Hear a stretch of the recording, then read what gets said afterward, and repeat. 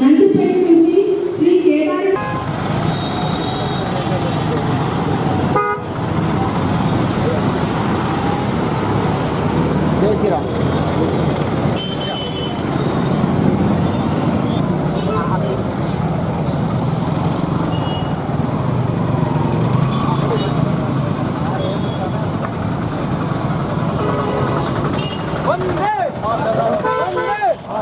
भारत माता की जय, भारत माता की जय।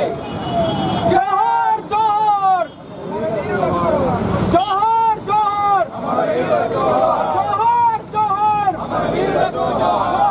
जोहर वंदे मातरम, वंदे मातरम। भारत माता की जय, भारत माता की जय।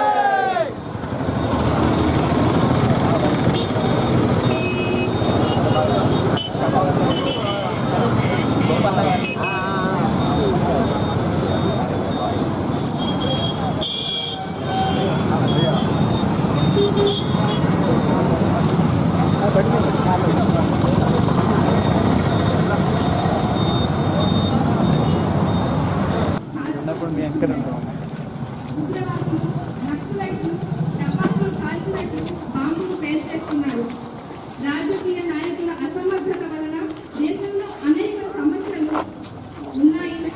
ఇలాంటి అనేక సమస్యలతో దేశమంతా అట్టుడికిపోతుంది. అవినీతి అలవాటుగా మారింది.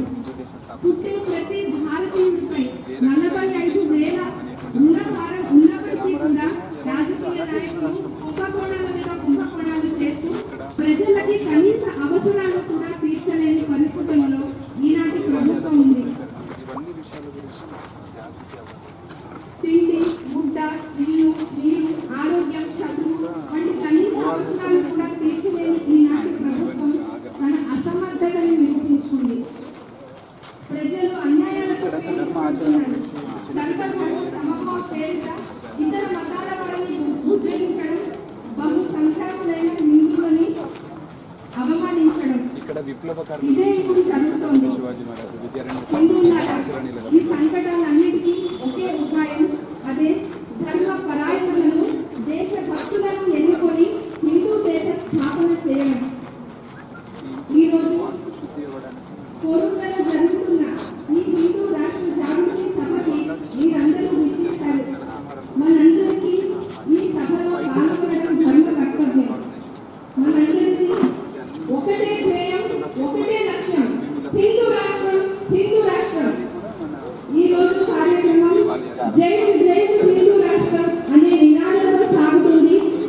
మనందరం సంఘటితమై ఈ భారతదేశాన్ని హైందవ దేశంగా, ధర్మాధిష్ఠిత హిందూ రాజ్యంగా, సనాతన ధర్మాల విలువలని పాటించే ఒక ధర్మబద్ధ దేశంగా మనందరం చూసుకోబోతున్నాం. ఈ ఆర్థిక స్వాగతం.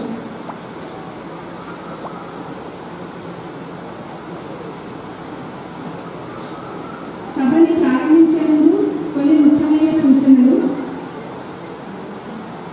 మరికొద్ది సేపట్లో ఈనాటి సభ ప్రారంభమవ్వబోతోంది. ధర్మ ప్రేమికులందరూ కూడా సభాగృహంలోకి విచ్చేయవలసిందిగా కోరుతున్నాం. సభకి వచ్చేటప్పుడు ప్రవేశ ద్వారం వద్ద ప్రతి ఒక్కరికి ఇలాంటి ఒక అభిప్రాయ పత్రం ఇస్తున్నాం. సభ పూర్తయిన తర్వాత ఈ ధర్మాచరణ కొరకు, దేశ రక్షణ కొరకు ఎటువంటి కార్యక్రమాలలో మనం పాల్గొనవచ్చు అనే వివిధ విషయాలు ఉన్నాయి. మీకు వీలైన ఒక ఆప్షన్ని ఈ అభిప్రాయ పత్రంలో ఎంచుకొని దీనికి సంబంధించిన మీ అభిప్రాయాన్ని ఈ పత్రంలో రాసి ఈ ప్రదర్శన స్థలంలో ఉన్న అభిప్రాయ పెట్టెలో వేయవలసిందిగా కోరుతున్నాం. మీ అభిప్రాయాలు మాకు మార్గదర్శకాలుగా ఉంటాయి. హిందూ ధర్మం మరియు భారతదేశానికి జరిగే అన్యాయాలు, ఆక్రమణల గురించి హిందువులందరినీ కూడా తెలియాలి అనే ఉద్దేశంతో హిందూ జనజాగృతి సమితి జాగో హిందూ అభియాన్ ప్రారంభించింది. ఈ జాగో హిందూ అభియాన్లో భాగంగా వాట్సాప్ ధర్మ ప్రేమికులందరికీ ఒక ముఖ్యమైన సూచన.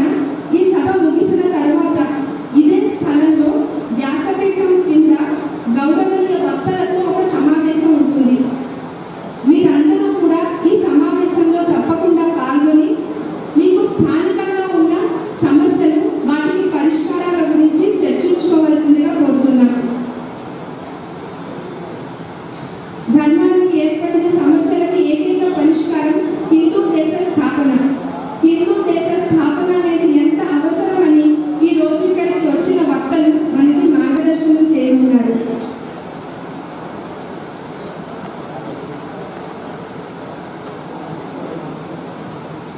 పెట్టుకోండి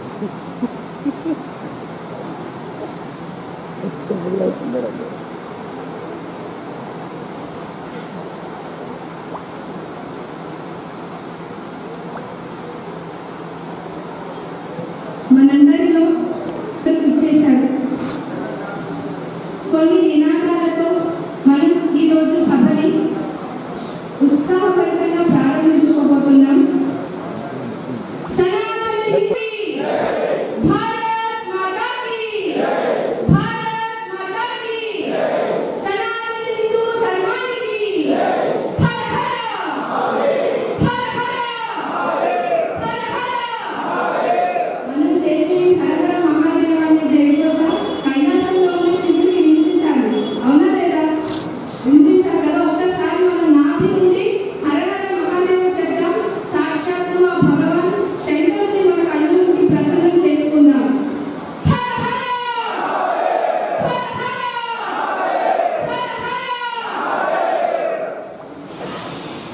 ఈనాటి సభలో మన ముఖ్యమైన నినాదం జయతు జయతు హిందూ రాష్ట్రం.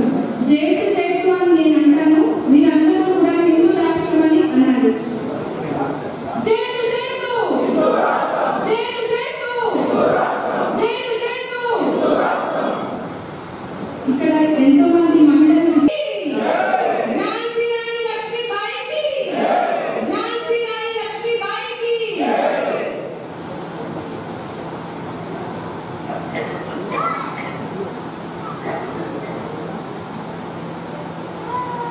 ఇప్పుడు రెడ్డి గారు హిందూ జనజాగృతి సమితి నుండి శ్రీ చేతన్ గాడి గారు ఈ కార్యక్రమాన్ని శంఖారావంతో ప్రారంభించుకుందాం.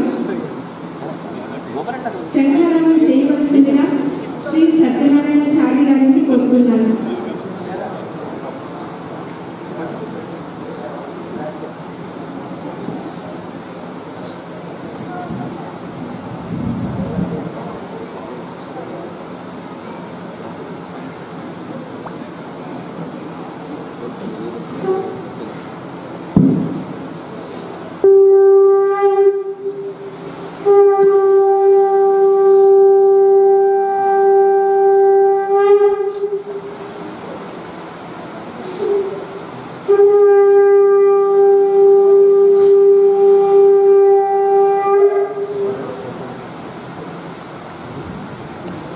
శ్రీకృష్ణ పరమాత్మకి నా నమస్కారాలు.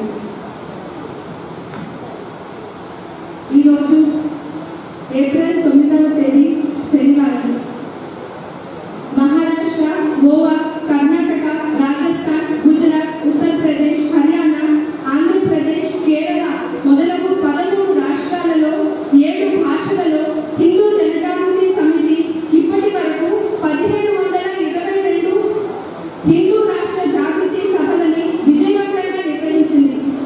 ఈ సభల ద్వారా 19,22,000 మందిని హిందూ ధర్మం గురించి జాగృతి చేయడం జరిగింది. హిందూ జనజాగృతి సమితి తరఫున ఈరోజు మొట్టమొదటిసారిగా ఈ సభ ఇక్కడ జరుగుతోంది. హిందూ రాష్ట్ర జాగృతి సభకి విచ్చేసిన ధర్మ ప్రేమికులందరికీ కూడా నా హార్దిక స్వాగతం.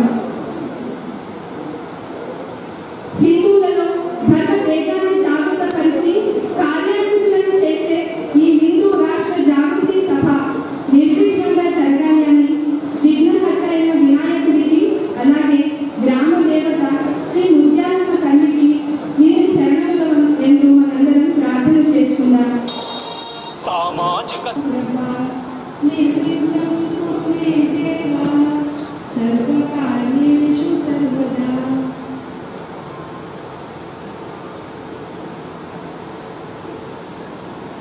ఇప్పుడు జ్యోతి ప్రజ్వలన జరగబోతోంది. ఈనాటి గౌరవనీయ వక్తలు జ్యోతి ప్రజ్వలన చేయవలసిందిగా ప్రార్థిస్తున్నారు.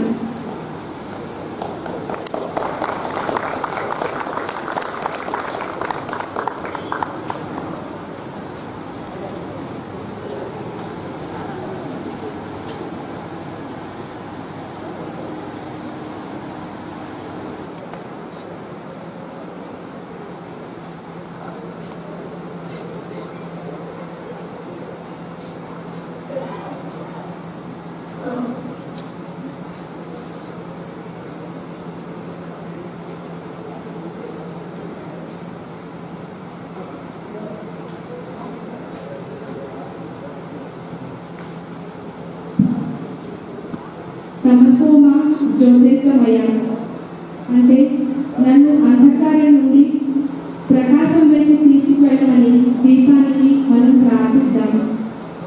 మరియు హిందూ ధర్మంపై జరుగుతున్న దాడుల వలన పట్టిన గ్రహణాన్ని తొలగించి చైతన్యమైన హిందువుకు కూడా ప్రేరణ లభించాలి అని ప్రార్థన చేద్దాం. దీప ప్రజ్వలన చేయడానికి మైనపు ఒత్తిడి వాడకూడదు. దీపంలో నూనె వేయాలి. నూనె రజోగుని తరంగాలని ప్రక్షేపించడానికి ప్రతీకం. ఏ కార్యానికైనా నూనె దీపం యొక్క జ్యోతి బ్రహ్మాండంలోని దేవతల క్రియా తరంగాలని జాగృతపరిచి కార్యాన్వితం చేసి ఉంచుతుంది. అందుకే దీప ప్రజ్వలనకి దీపంలో నూనెను వేయడం చాలా మంచిది. మనలోని ఆత్మశక్తిని జాగృతి చేయడమే దీప ప్రజ్వలన చేయడం వెనుకటి అర్థం. అలాగే దీప ప్రజ్వలన చేయడం వలన కార్యస్థలం శుభ్రమయ్యి మన కార్యం దేవతల ఆశీర్వాదంతో నిర్విఘ్నంగా సంపన్నమవుతుంది. ఇప్పుడు జ్యోతి ప్రజ్వలన పూర్తయింది. ఇప్పుడు మనందరం కూడా వేదమంత్ర పఠనతో దేవతలను స్తుతించుకుంటున్నాము.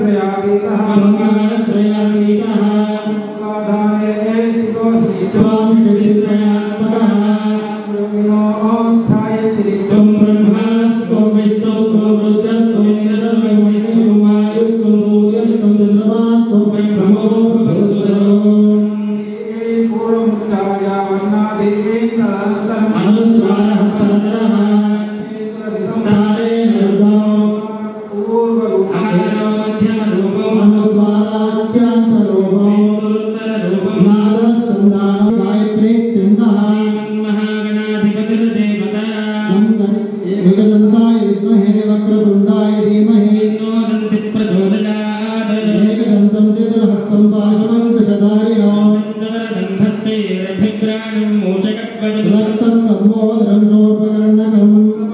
रक्तगन्धाभिक्ताकं रक्तपुष्पैः सुपूजितम्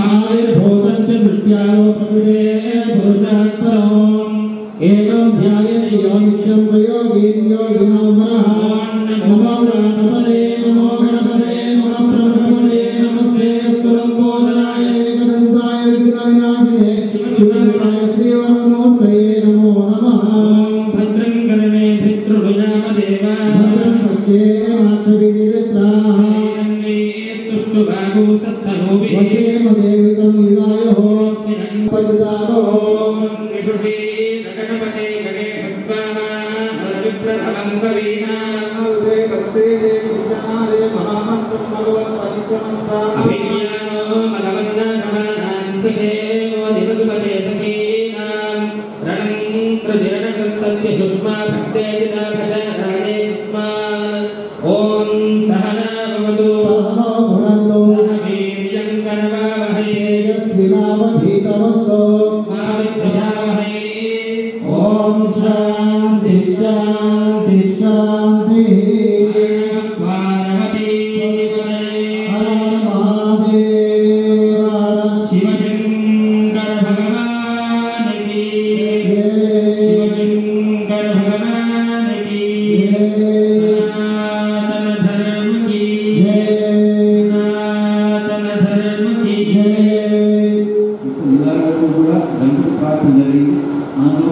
समानीव आस्कूति समान हृदयानिव समानमस्तु को नमो वेदावा शुभाहाति ओम शांति शांति शांति जय बोलो हनुमान की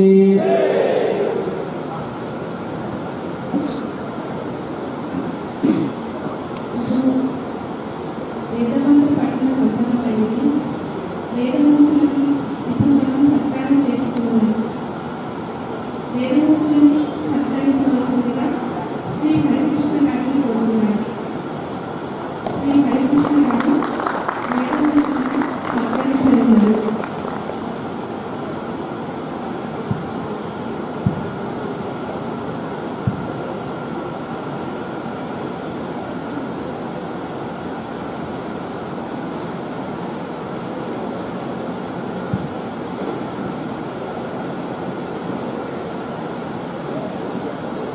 కృష్ణ గారు సత్కరిస్తున్నారు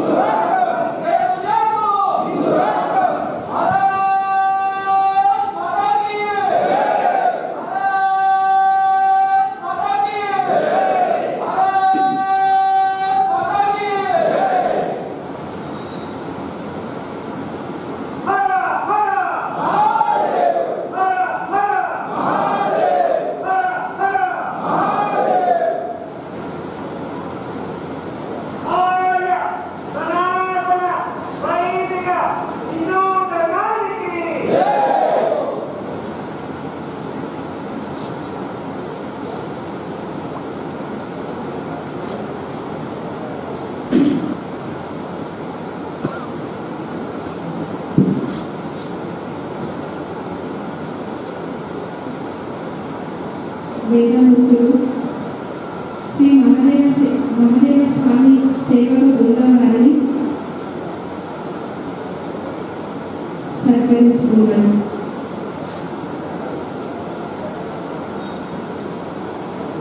హిందూ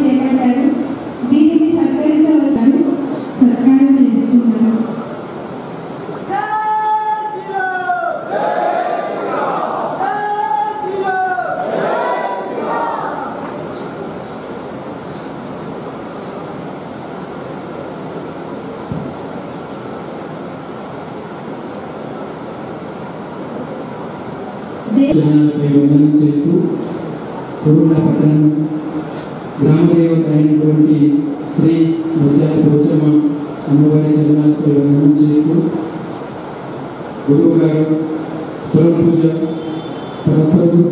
డాక్టర్ జయంత్ బాలాజీ అక్కడే గారి చరణాలపై వందనం చేస్తూ భారతదేశం హిందూ దేశం చేసుకోవాలని ఉద్దేశంతో ఇక్కడి విచ్చేసినటువంటి ధర్మ ప్రేమికులందరినీ కూడా శిరస్సు వచ్చి వందనాలు చేస్తున్నాను.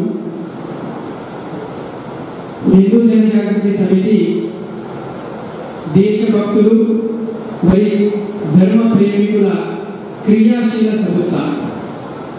మొట్టమొదటగా భారతదేశము హిందూ దేశం కావాలని పరాత్పర గురువు డాక్టర్ అటవలే గారు సంకల్పించారు. వారి ప్రేరణతోనే మహారాష్ట్రలో నవరాత్రుల సమయంలో 7 అక్టోబర్ 2002లో మహారాష్ట్రలో హిందూ జనజాగృతి సమితి స్థాపించబడ్డది. ముఖ్యంగా హిందువులకి ధర్మ శిక్షణ, ధర్మ జాగృతి, ధర్మ రక్షణ, దేశ రక్షణ మరి హిందువులందరినీ కూడా ఐక్యం చేసి భారతదేశాన్ని హిందూ దేశం చేసుకోవాలనే ముఖ్య ఉద్దేశంతో ఈ హిందూ జనజాగృతి సమితి స్థాపించడం జరిగింది. స్థాపించినప్పటి నుండి ఇప్పటి వరకు అవగాహన కార్యక్రమాలు చేపట్టడం జరిగింది. ఎలాగైతే ఈరోజు ఇక్కడ హిందూ రాష్ట్ర జాగృతి సభలు నిర్వహిస్తున్నామో అలాంటి భారతదేశం మొత్తం కూడా ఫిబ్రవరి 2019 వరకు 13 రాష్ట్రాలలో 7 భాషలలో 1722 హిందూ రాష్ట్ర జాగృతిని నిర్వహించడం జరిగింది. దాంట్లో 19,22,000 హిందువులకు జాగృతం చేయడం జరిగింది. దానితో పాటు ధర్మ శిక్షణ మరి సాధన ఈ 2 సత్సంగాలను 475 కంటే ఎక్కువ కూడా భారతదేశంలో ఈ సత్సంగాలు నిర్వహించడం జరుగుతుంది. దీనితో పాటే ఇప్పుడు మనం వచ్చి చూస్తున్నాము ఫ్లెక్సీ ప్రదర్శన. అలాంటి ఫ్లెక్సీ ప్రదర్శనలు భారతదేశం మొత్తంగా 7,000 కంటే ఎక్కువ ప్రదర్శించడం జరిగింది. ఎలాగైతే మన పండుగలు, ఉత్సవాలు ఇలాంటి కార్యక్రమాలు చేసుకున్నప్పుడు ప్రజలకు అవగాహన కల్పించడానికి ఇలాంటి కరపత్రాల మాధ్యమంగా ప్రచారం చేయడం జరుగుతుంది. అలాగే సోషల్ మీడియా అనే అగో హిందూ అనే SMS ద్వారా ప్రపంచం మొత్తానికి జరుగుతున్న దాడులు పరిణామాల గురించి వెంటనే ప్రపంచంలో ఎక్కడ జరిగినా కూడా వెంటనే ఆ సందేశాన్ని మన హిందువులకు చేరవేయడం జరుగుతుంది. దానితో పాటు రక్షణకు సంబంధించిన విషయంలో ఎప్పుడైతే ఈ ప్లాస్టిక్ జెండాను ఉపయోగించడం జరుగుతుంది అప్పుడు దీనిపైన సుప్రీంకోర్టులో బిల్ చేసి ఈ ప్లాస్టిక్ ని వాడకూడదు, కేవలం బట్టతో చేసిన జెండాని వాడాలని చెప్పేసి జాగ్రత్తలు తీసుకురావడం జరిగింది. అలాగే గో సంరక్షణ మరి ఇప్పటి వరకు గవర్నమెంట్ నుండి 6 కబేలాలను మూసేయడం జరిగింది. 143 కబేలాలు మూసేయాలని ఇప్పుడు ఇంకా న్యాయ వ్యవస్థలో ప్రక్రియ జరుగుతుంది. దానితో పాటు లవ్ జిహాద్ మరి మత మార్గాల గురించి కూడా ఇతర సంస్థలతో కలిసి అన్నిటి కూడా ఈ చట్టాలు తీసుకురావాలనే ఉద్దేశంతో రక్షించడానికి కోసం ప్రయత్నం చేస్తున్నాం. అట్లాగే మనందరికీ తెలుసు టీవీ ఛానళ్లలో ఈరోజు హిందూ ధర్మం పట్ల కానీ అవగాహన కల్పించడానికి చర్చా కార్యక్రమంలో హిందూ ధర్మ శాస్త్రానుసారంగా ఎలా ఉంది అనేది అక్కడ వినిపించడానికి 1000 సత్సంగాలు అటెండ్ చేయడం జరిగింది. మరి దీంతో పాటే హిందూ ఐక్యత కోసము మన గోవాలో 2012 నుంచి ఇప్పటి వరకు జాతీయ సమావేశాలు నిర్వహించడం జరిగింది. దాంతో పాటు 94 ప్రాంతీయ సమావేశాల ద్వారా 18 రాష్ట్రాలలో 175 కంటే ఎక్కువ సంస్థలను ఒకటి చేసి హిందూ దేశ నిర్మాణంలో భాగం చేయడం జరిగింది.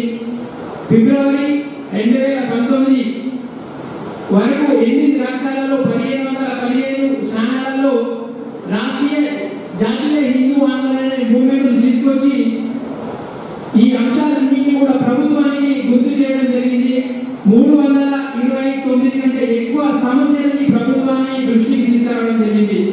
దానితో పాటే ఇలా ప్రాంతానికి వెళ్ళి ప్రతి జిల్లాలో నుండి ప్రతి జిల్లా కలెక్టర్ నుండి భారతదేశ ప్రభుత్వానికి గత 20 సంవత్సరాల నుంచి ప్రయత్నం చేస్తున్నాము. చాలా చోట్ల ఇప్పటికి చాలా సినిమాలలో ఆ దేవి చిత్రాలను తీసేశారు. కానీ ఇప్పటి వరకు ఇప్పుడు చెప్తున్నాను, సెన్సార్ బోర్డు వాళ్ళు బాలీవుడ్ ఇండస్ట్రీ మొత్తానికి ఏదైనా సినిమా చేసి దేవత చిత్రాల విడంబన కానీ చదువు సందుల విడంబన జరిగితే HJS దగ్గర నో ఆబ్జెక్షన్ సర్టిఫికేట్ తీసుకొస్తేనే సినిమా రిలీజ్ చేస్తామన్నారు. ఇలాంటి పెద్ద విజయం కూడా సాధించడం జరిగింది. ఇంకోటి మొన్నటికి మొన్న ఇప్పుడు మనకు అందరికీ తెలుసు మామిడి పండ్లు వస్తున్నాయి. మనం అందరం ఎవరి దగ్గర తీసుకుంటాము?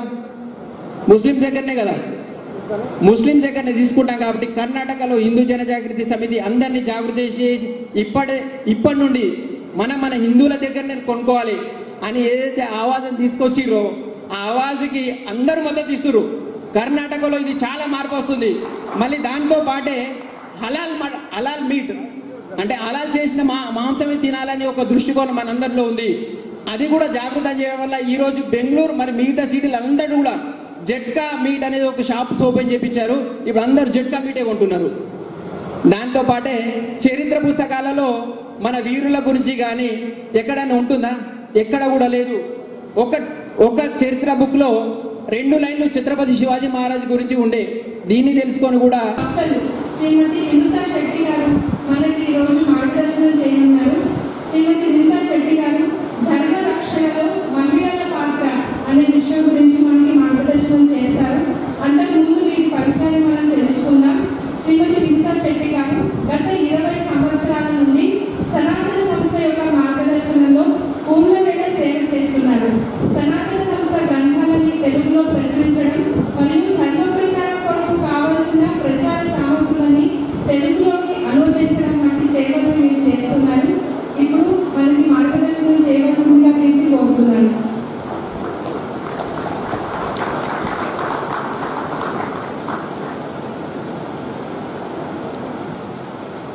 ఈరోజు నేను మాట్లాడబోతున్న విషయం అంటే ధర్మ రక్షణలో స్త్రీల పాత్ర. అంటే ఈ యొక్క విషయాన్ని విన్న తర్వాత ఒక ప్రశ్న మీ మనసులో నిర్మాణమై ఉండొచ్చు, ధర్మ రక్షణకి స్త్రీలకు ఏంటి సంబంధం అని. ఈ విషయం మనం తెలుసుకోవాలంటే ముందుగా మన చరిత్రలో మన స్త్రీలకు ఎటువంటి పాత్ర ఉండేది, మన ధర్మ రక్షణ కోసం స్త్రీలు ఎలా పాటుపడ్డారు, అది కాకుండా ఇప్పుడు ప్రస్తుతం మన యొక్క స్త్రీల యొక్క పరిస్థితి ఎలా ఉంది, ఇలా మారడానికి కారణం ఏంటి, వీటికి పరిష్కారం ఏంటి, ఇవన్నీ తెలుసుకుంటే ఖచ్చితంగా మనకు స్త్రీలు ధర్మ రక్షణ కోసం ఎంత మహత్తరమైన పాత్రని వహించవచ్చు అనేది మనకు అర్థమవుతుంది.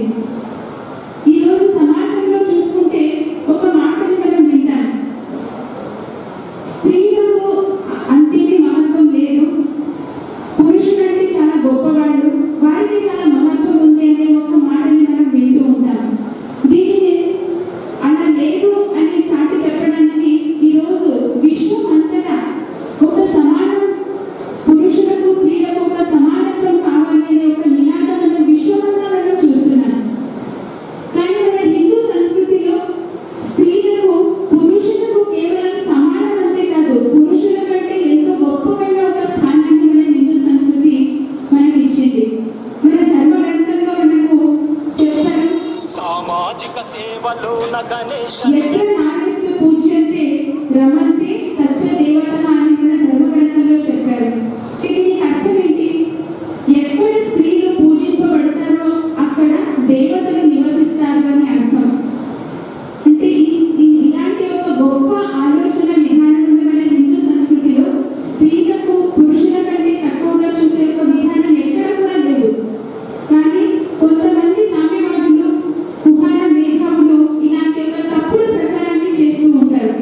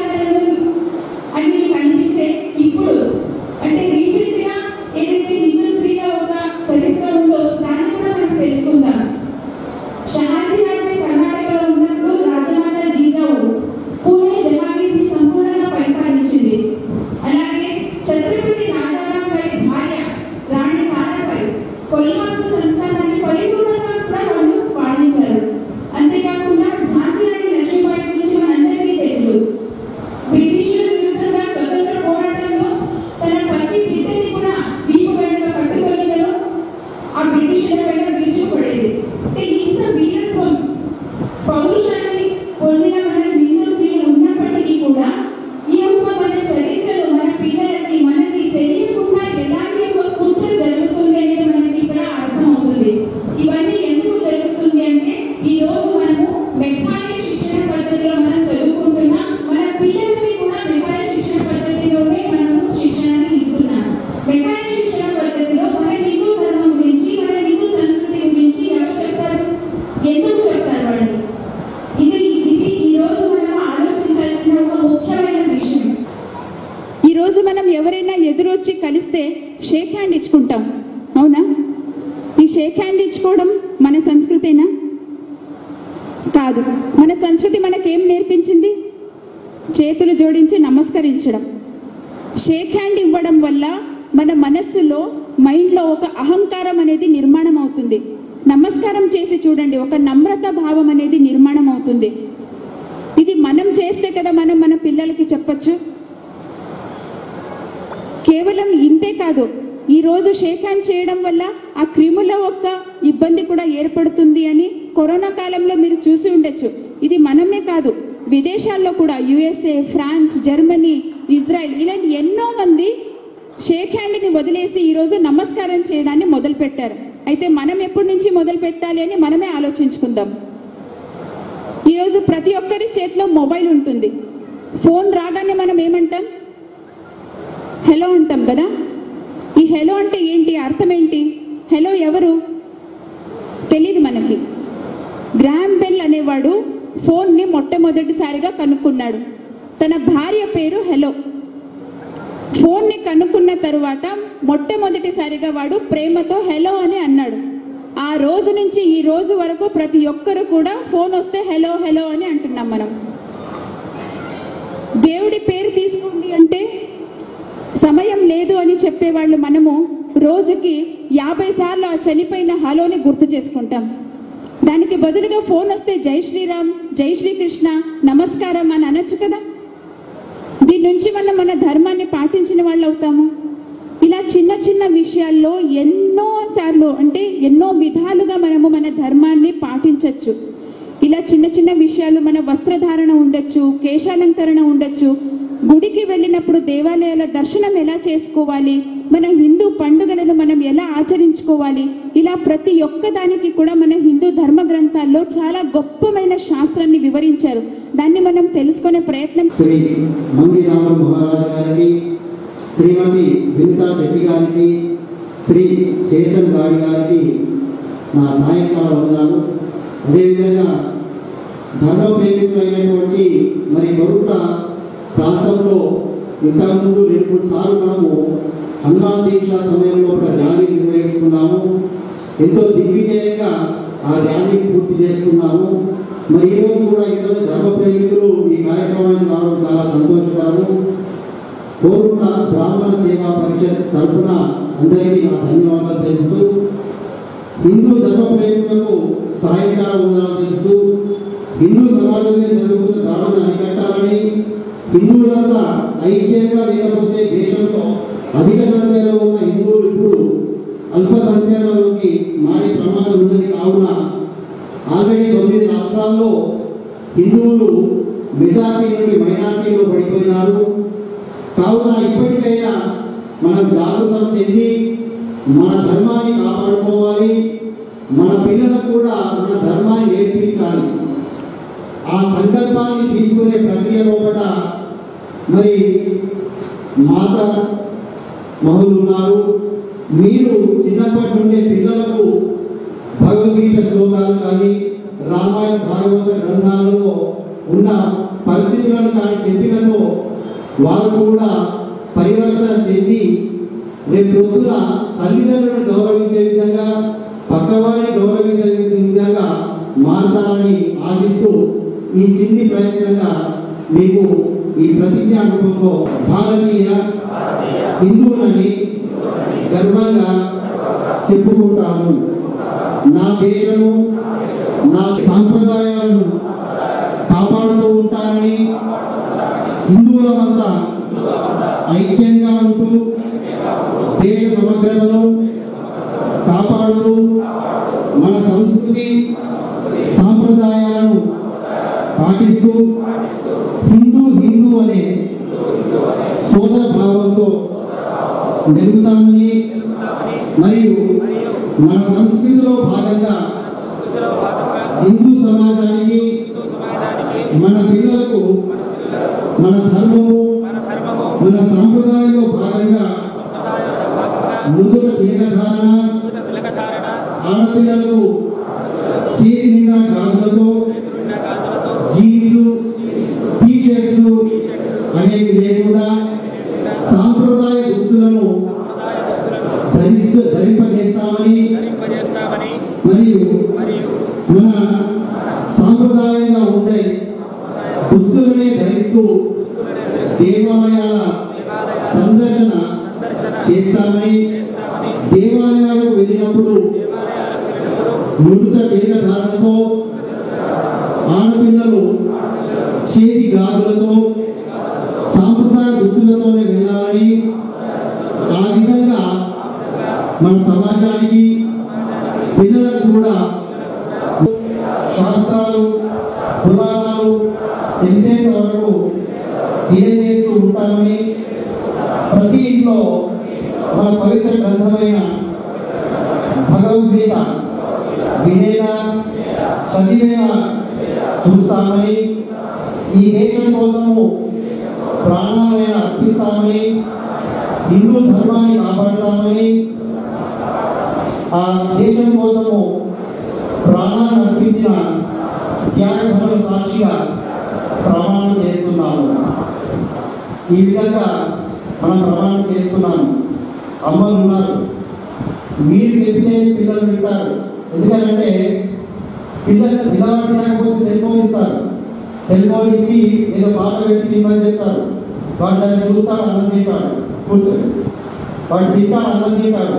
ఇప్పుడు ఇంకో ఇంటి నుంచి కోడలు వచ్చింది, అత్తమామ అవుతారు. కానీ అత్తమామను చూడరు, తల్లిదండ్రులను చూస్తారు. మరి అక్కడ మీ తమ్ముడు అన్నా కూడా మీ తల్లిదండ్రులను చూడకపోతే ఆ బాధ మీకు కూడా ఉంటుంది. కాబట్టి దయచేసి హిందూ ధర్మాన్ని కాపాడండి, హిందూ ధర్మంలో భాగస్వాములు కండి. దేవాలయ సందర్శన అనేది చాలా ముఖ్యమైనది. ఇంతకుముందు సునీతా శెట్టి గారు చెప్పినట్టు తిలక ధారణ అనేది ఎందుకు చేసుకోవడం అంటే ఒక్క సెకండ్లో చెప్పి నేను ముగిస్తాను. ఇప్పటికి కానీ ఒక ఇల్లు ఉందండి, ఇంటికి వీధి పోటు ఉంది అంటాము. వీధి పోటు ఉంది అని అంటే ఓ బ్రాహ్మణ్ దగ్గరికి వెళ్తాము. వెళ్తే ఏం చెప్తాడు, ఒక గణపతి విగ్రహం పెట్టండి అని అంటాడు. గణపతి విగ్రహం పెట్టేస్తాం. పెట్టేసిన తర్వాత మరి వీధి పోటు పోతుందా? పోదు. మనిషిలో ఆత్మస్థైర్యం పెరుగుతుంది. నాకు ఆయన చెప్పిండు, నేను విగ్రహం పెట్టాను, ఇక్కడి నుంచి నాకేమీ కాదు అన్న ఒక సంకల్పం కలుగుతుంది. అప్పుడు మనిషి వస్తాడు. వచ్చినప్పుడు వెంటనే ఆ మనిషికి చూపు అనేది ఇంటి మీద పడదు, ఆ విగ్రహం మీద పడుతుంది. అంటే 50% నరఘోష అనేది విగ్రహం మీద చెల్లిపోతుంది, మిగతా 50% ఇంటి మీద పడుతుంది. తిలకధారంలో కూడా అదే అర్థము. మరి భృగుటి అంటాం ఇది, అవునా? శివుని 3వ కన్ను. ఇక్కడ మనం తిలకధారణ చేస్తే సైంటిఫికల్గా కూడా ఒక రీజన్ ఉంది. ఇక్కడ నవనాడులు ఉత్తేజం చెంది ఆ దినమంతా కూడా మీరు తిలకధారణ చేసిన తర్వాత చూడండి, ఒకరోజు చేయకుండా చూడండి, ఒకసారి చేసి చూడండి. చేయని రోజు ఏ విధంగా ఉంటుంది, చేసిన రోజు ఏ విధంగా ఉంటుంది. కాబట్టి ఇది సైంటిఫికల్ రీజన్గా కూడా ఆరోగ్యపరంగా చాలా మంచిది. అంటే నరఘోష అనేది తగలకుండా ఒక ఫేస్ని చూడగానే అబ్బా ఇది ఎంత మంచిగా ఉన్నారా అనిపిస్తుంది. అప్పుడు మనం తిలకాన్ని పెట్టుకున్నాం అనుకోండి, మీరు ఎంత పెద్దగా పెడితే అంత నరఘోష తగ్గుతుంది మీకు. ఎందుకనంటే ఎవరి చూపైనా కానీ బొట్టు మీదే పడుతుంది. ఇది ఎంత పెద్దగా పెట్టుకున్నారా అంటాడు, దాని తర్వాత ముఖం మీద పడుతుంది, అప్పుడు 50% తగ్గిపోతుంది.